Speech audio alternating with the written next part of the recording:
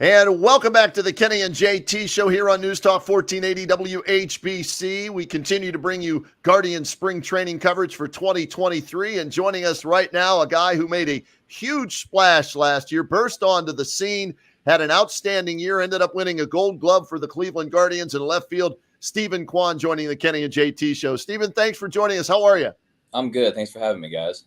We appreciate you making time for us, Stephen. And let's go back to this point last year, right? We heard your name, but we were wondering, all right, which one of these young guys is going to make the roster and make an impact? And you ended up being one of those guys. So take us through your journey from this point last year to where you are this year. Yeah, I mean, shoot, it's been a whirlwind for sure. This time last year I was just trying to make a name for myself, just trying to get out there, be impactful in any way. And then, one thing led to another, went through the ups and downs of a season.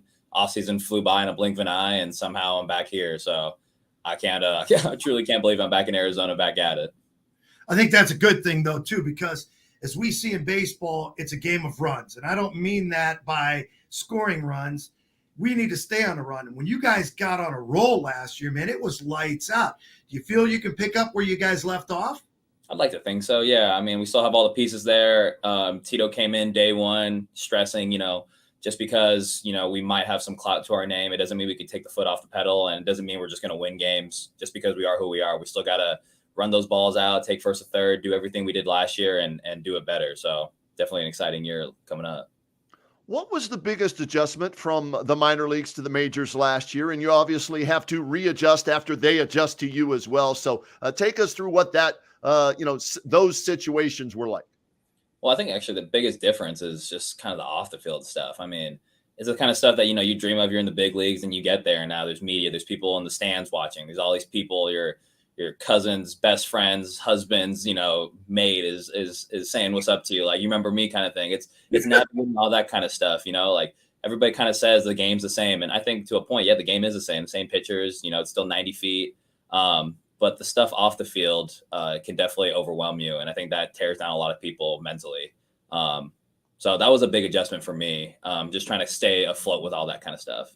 Your season last year was so incredible. You start off on fire, had a little bit of a lull in the middle, and then you brought it back up again. And I'm sure you've answered the question a million times how you did it. But I'm looking at it more as in terms of you win a Gold Glove. We know what you brought to the plate. You brought a little bit of leadership to a team that we thought needed more help in the outfield. So when we look forward and we start looking at rebuilding this juggernaut that was the Cleveland Guardians last season, I guess my main concern is how do you keep that pace on the way you did it last year? And, you paved the way for a lot of younger guys. They got to look up to you right now. Do you embrace that role? Yeah, for sure. I think it makes it way easier too, because I played with all these younger guys in the minors. Like, we were teammates down in Lynchburg, Akron, Columbus. So it doesn't feel like this kind of thing where it's like, hey man, like I'm gonna take you in my wing. It's like, no, what's up, man? Good to see you again. If you need anything, just let me know. That makes it a lot smoother. And I think what's gonna help us get to that juggernaut, as you say, I like how you say that. I think it's just keeping everybody's ego in check. Nobody kind of getting too prideful. No one's saying like, oh, this is my place. Like, I belong here. Like, I have this status now. I have this kind of clout. It's keeping that mentality from last year and being like, okay, like we all have the culture that we need. We're all in it to win a World Series. Do your job, and the guy next to you will do the job just as well. Guardians Gold Glove outfielder Stephen Kwan joining us here on the Kenny and JT show. What did you take into the offseason that you felt you needed to improve on for this upcoming season, Stephen? Yeah, I think physically it was a big thing. Years before in the minors, especially with kind of my weight, I had either kept weight or I increased my weight, meaning that like my muscle, I kept my muscles on me. This last year, so normally I like to play around like 170, 175-ish, but this last year I ended at 160. So that's really the lightest I've weighed since maybe like college or high school.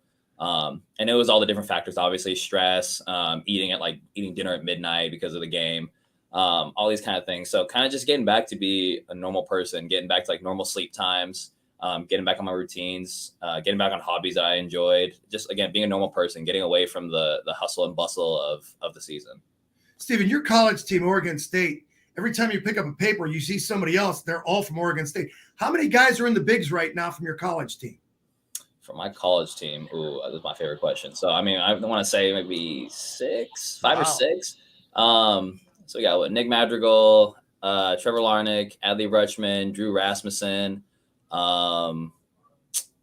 Maybe just 4. I think Caden Grenier will be up with the Orioles pretty soon. He's in AAA. I mean, yeah, we got guys all over. And I definitely take that with a source of pride. Those college years were my favorite years of my whole life. Just kind of grinding the trenches, 6 a.m. weights. Those are my favorite times. So anytime I could shout them out, it's always a fun time. How about this year from this perspective, Stephen? Last year, a lot of young guys contributed, came out of nowhere. You guys did the hunting. This year, you're the defending AL Central champs. You won a playoff series, took the Yankees to 5. You guys aren't going to sneak up on anybody. The bullseye's on your back now. Have you guys talked about that, and how do you handle the difference? Yeah, that's definitely a different dynamic. We had briefly talked about that in that meeting with Tito, like I mentioned.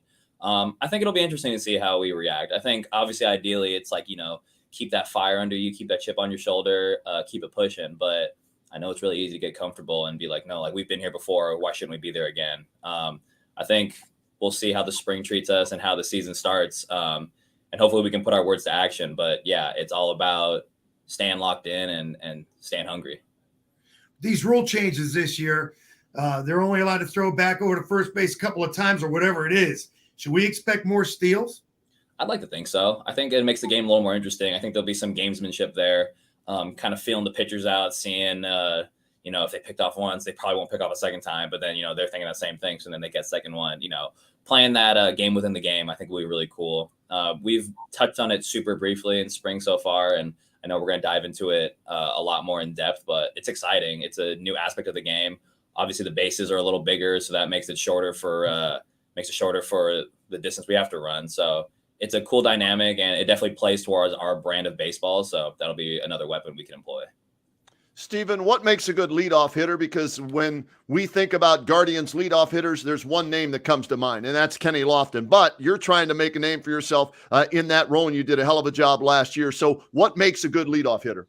I think that's a tough question to answer. There's obviously multiple strategies of being a leadoff hitter. Obviously, if you hit 40 home runs, you're just a good hitter. You just happen to be in the leadoff role. Obviously, I don't have the privilege to do that. So my style that I've seen work for me in college and leading up is I want to definitely make that pitcher's life, real tough. Maybe make him throw a lot of pitches, show the guys behind me what kind of stuff is working for the pitcher today. Like, oh, he's spiking a couple curveballs. So then the guys behind me and be like, okay, check off on the curveball. Let's focus on a fastball or a changeup. But at the end of the day, you get on base. If you get on base, you're a good leadoff hitter.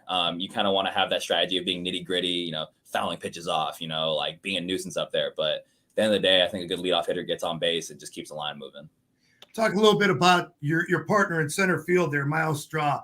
It's so much fun to watch you guys because it's like competition within the competition on a daily basis. How easy or hard is it to work with a guy in center field that's got probably a little bit more wheels than you have? Mm-hmm. No, it's a way easier. It makes my job way easier just because he's able to cover more of left center. So that means I can now shade towards the line a little more and maybe steal some hits that would normally fall in. And I have luckily I played center field my whole minor league career. So I understand the hierarchy of letting him take some balls and then he's letting me take some balls if I'm camped. It's that kind of communication that we have just from eye contact. That makes it really, really easy. So I know when to let up the reins and let him go, and then he does the same. Stephen, thanks for this. We appreciate the time. Continued success. Look forward to seeing you in the leadoff spot at Progressive Field and hopefully in the playoffs again with the Guardians. Yes, sir. Appreciate you guys. Thank you for having me. Thank you. Stephen Kwan checking in with us here on the Kenny and JT Show. Back with more right after this.